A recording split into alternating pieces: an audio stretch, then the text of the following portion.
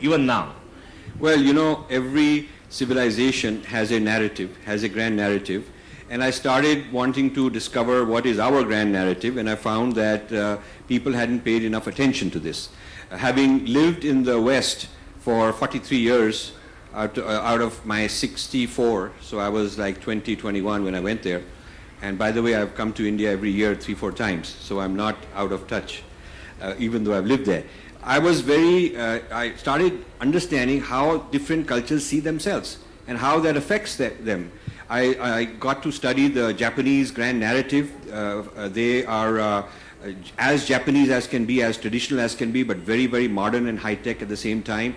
The Chinese have a narrative which starts with Confucian studies, and they have hundreds of Confucian institutes, and they consider themselves to be Confucian modernity kind of people, not westernized, but Confucianized. And so this goes on. You'll see France is very proud that its heritage starts as the successors of the European Renaissance.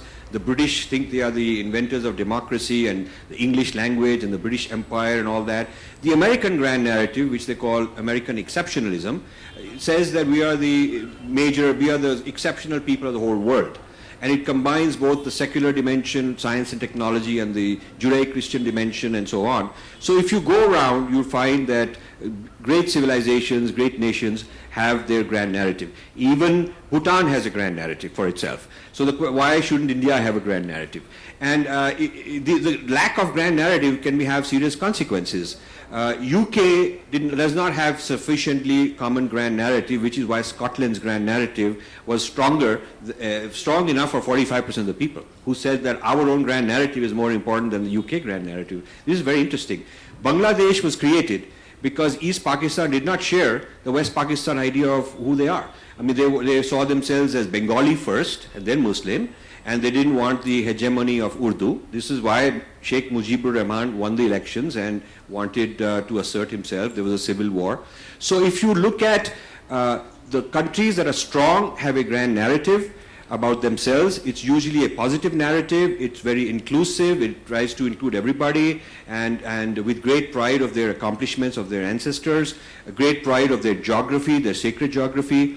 And at the same time, countries that have failed have a problem. One of their problems can be a lack of grand narrative. So this is one of the reasons I started this kind of a course of action, both looking at what is false about a grand narrative that has been taught by the colonial masters.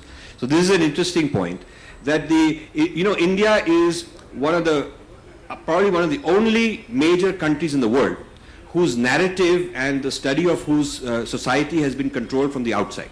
China studies is done by China people. Japan studies they control. Obviously Germany, France, England, US control their own studies. But the study of India and South Asia is controlled from the West. During colonial times it was called Indology, with places like Oxford doing it and training people and sending them back to India. Now it's moved from the London headquarters in Oxford to United States, places like Harvard, Columbia, Berkeley, Chicago. They are the ones controlling the grand narrative of India.